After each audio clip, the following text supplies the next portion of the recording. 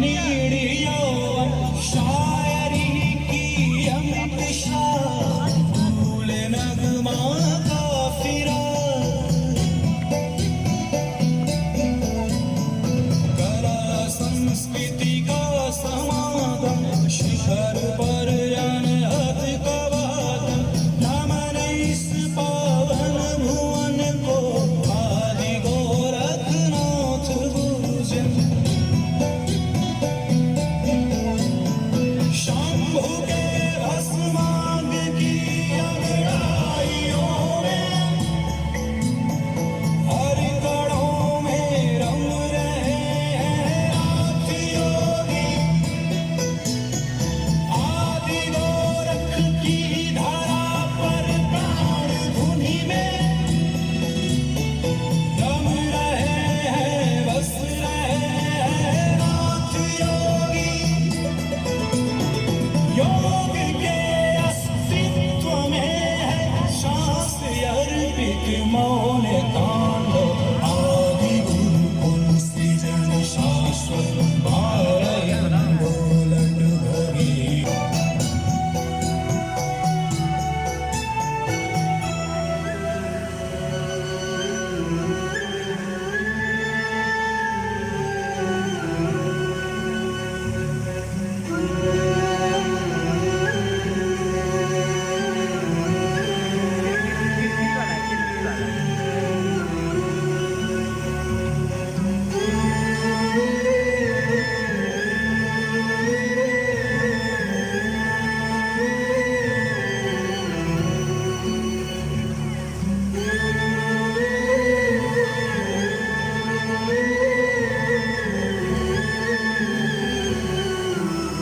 कैसे होता है हाँ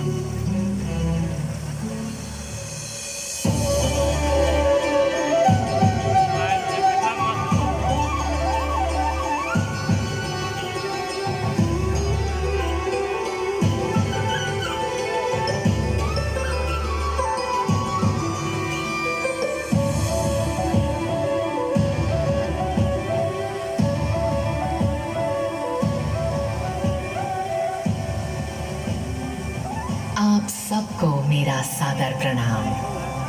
मैं गोरखपुर की मिट्टी हूँ और मैंने इसे अनेक रूपों में ढलते देखा है। मुझे जिसने छुआ उसने इतिहास रचा, चाहे वो महान योगी गुरु गोरखनाथ हो या गौतम बुद्ध जैसे महात्मा।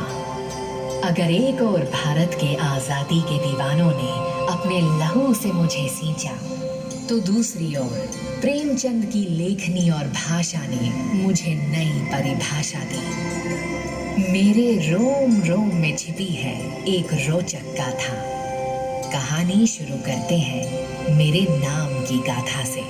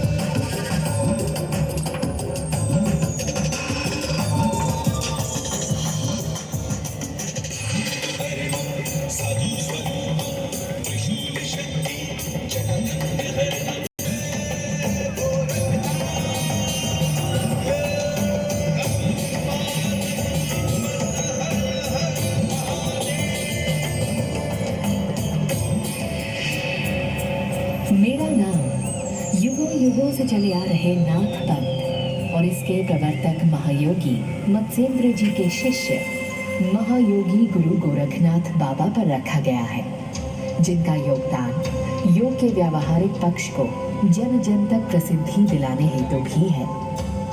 बाबा गोरखनाथ शिवावतार है। प्राचीन अचिरावती यानी राप्ती यहाँ कल कल बहती है। रमणीय गोरखपुर ने बाबा गोरखनाथ का मन मोह लिया। धीरे धीरे ये बात फैलने लगी कि महायोगी गोरखनाथ खिचड़ी के लिए अन्न की भिक्षा मांगते हुए यहाँ आए हैं। ज्वाला देवी में गोरख डिब्बी जल रही है, पानी गर्म हो रहा है, केवल अन्न की प्रतीक्षा है। बस फिर क्या था, हजारों श्रद्धालुओं ने खप्पर में खिचड़ी भरना आरंभ किया। ये मकर संक्रांति का पुण्य समय था।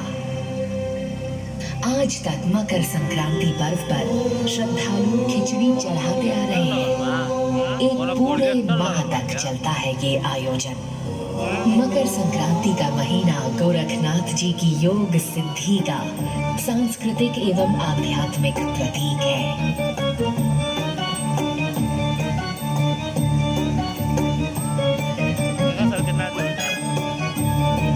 पानी से बना था ये कितना है तो नवना नीर पालुनी और बसवर माय के कुंड में जाए नाच दौड़ ताल बजावत सब जन तुमको ही रिहावत सबके रखवारे तीन बंधु के पालन हारे शीश नवावत सब संसारे सब योगी में तुम अधिकारे।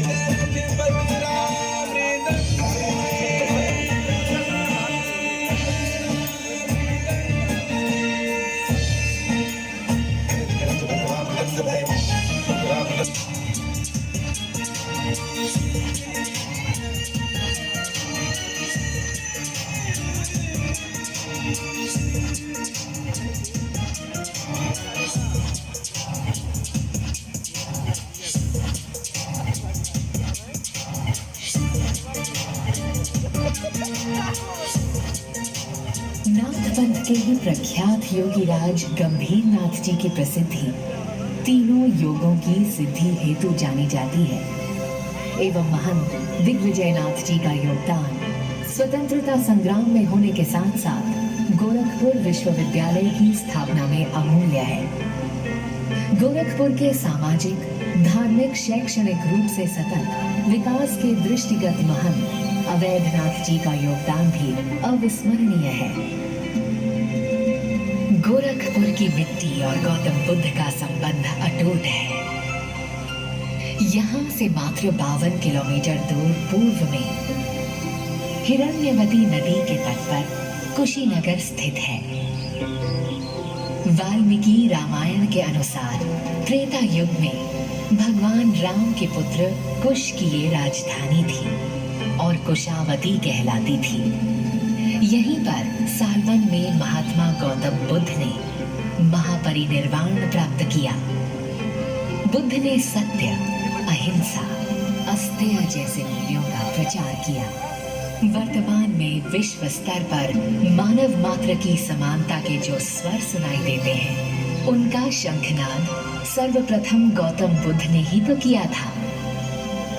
कुशीनगर में भगवान बुद्ध के अस्थि अवशेषों पर विशाल स्तूप के अवशेष आज भी हैं, जो रामाभार स्तूप स्थल के नाम से प्रख्यात है। यहीं भगवान बुद्ध पंचतत्व में विलीन हुए। यही महापरिनिर्वाण मंदिर में भगवान बुद्ध की लेटी हुई मूर्ति भी है।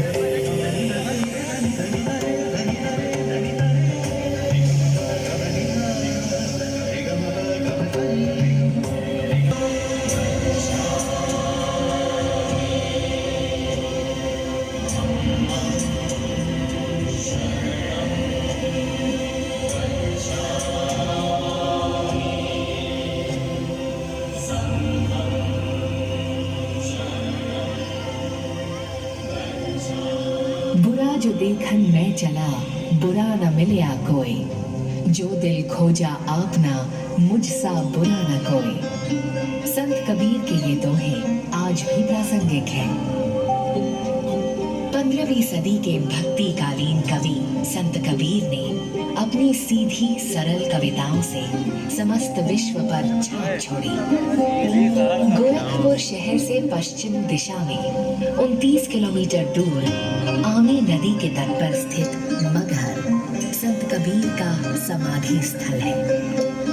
संत कबीर ने हिंदू एवं मुसलमान दोनों को सद्भावना का मार्ग दिखाया। उनकी समाधि पर मंदिर एवं मस्जिद का एक साथ होना कबीर की धार्मिक सद्भावना और समन्वयवादी सोच का प्रतीक है। गोरखपुर के ऐतिहासिक इमाम बाड़े का निर्माण अवध के नवाब आसिफउद्दौला ने 1795-96 में कराया। इसमें सूफी संत रोशन अली शाह की धुनी आज भी मौजूद है। यहाँ सोने, चांदी और अष्ट धातु के ताजिए मौजूद हैं, जो नवाब ने रोशन साहब को भेंट दिए थे।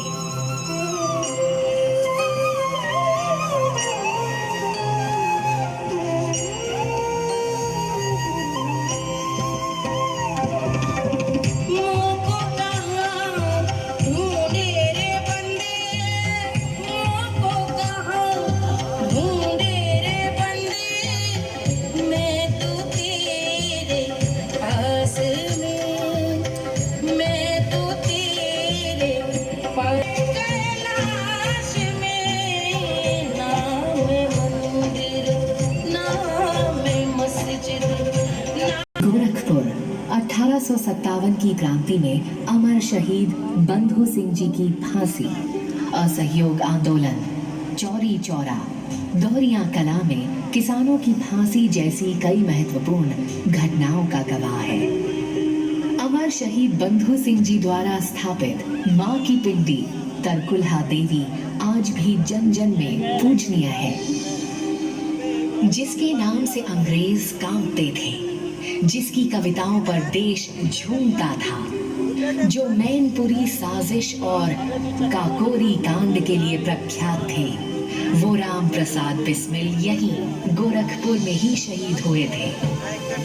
गोरखपुर एकमात्र ऐसा शहर है जहां 4 शहीद स्मारक हैं। शहीद बंधु सिंह, चौरी चौरा, बिस्मिल स्मारक और दोहरिया कला। रंग दे रंग दे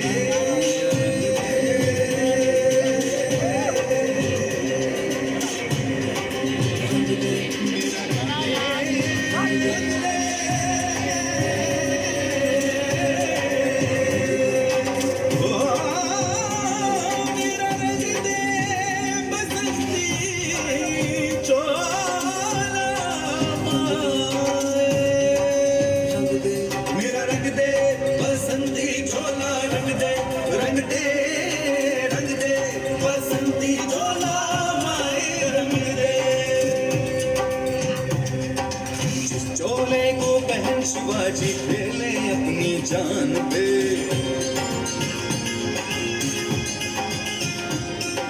जिसे बहन झांसी की रानी मिट गई अपनी आन पे।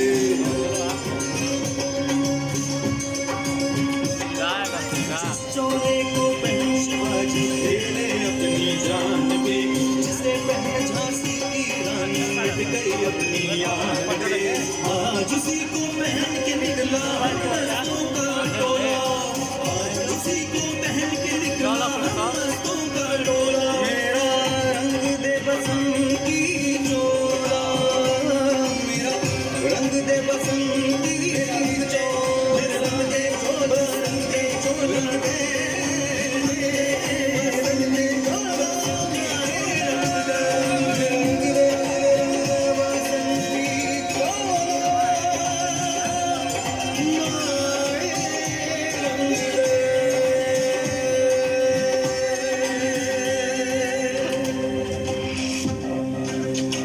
वो गोरखपुर की मिट्टी ही थी जिस पर विश्व विख्यात लेखक मुंशी प्रेमचंद ने अपने शब्द तराशे। श्री धनपत राय जिन्हें नवाब राय एवं मुंशी प्रेमचंद के नाम से भी जाना जाता है, उनकी कर्मस्थली भी गोरखपुर ही थी। यहाँ उन्होंने कई कालजी उपन्यासों एवं कहानियों की रचना की। रघुपति सहाय जी, जो फिराक गोरखपुरी के नाम से प्रख्यात हैं, का शायरी के क्षेत्र में योगदान अमूल्य है। भारतवर्ष के महाकाव्यों एवं साहित्य का परचम आज पूरे विश्व में लहरा रहा है। गीता प्रेस ने उपनिषद, भगवत गीता, रामायण, महाभारत के साथ साथ कल्याण पत्रिका को विश्व भर में जन जन तक पहुंचाने का पुनीत कार्य किया जा रहा है। कल्याण पत्रिका के आदि संपादक श्री हनुमान प्रसाद पोद्दार जी थे। हिंदी, अंग्रेजी तथा अन्य भारतीय भाषाओं में 1600 पुस्तकों का प्रकाशन मुद्रण गीता प्रेस में आज भी होता है। श्री जयदयाल गोविंदका जी और श्री घनश्याम दास जलान जी द्वारा स्थापित ये अखिल भारतीय संस्था आज हमारी धरोहर है।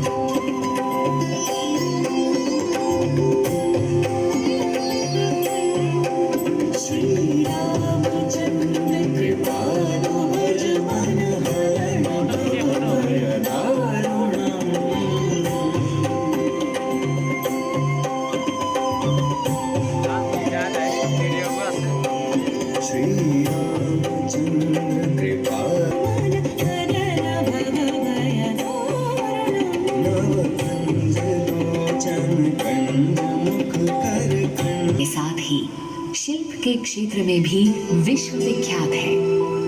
शहर से 15 किलोमीटर दूर औरंगाबाद गांव टेराकोटा हस्तशिल्प के लिए विश्व भर में प्रसिद्ध है।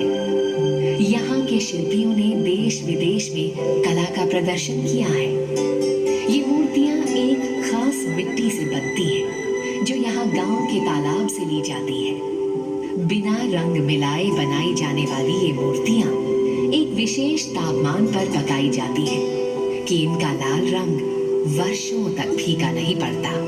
1885 में गोरखपुर रेल लाइन से जुड़ा और पूर्वोत्तर रेलवे का मुख्यालय बना। पर कितने लोग ये जानते हैं कि 2013 के विस्तारण के बाद गोरखपुर का रेलवे प्लेटफॉर्म विश्व का सबसे लंबा प्लेटफॉर्म है। 1366.33 मीटर की लंबाई वाला ये प्लेटफॉर्म किसी को भी अचंभित कर देगा।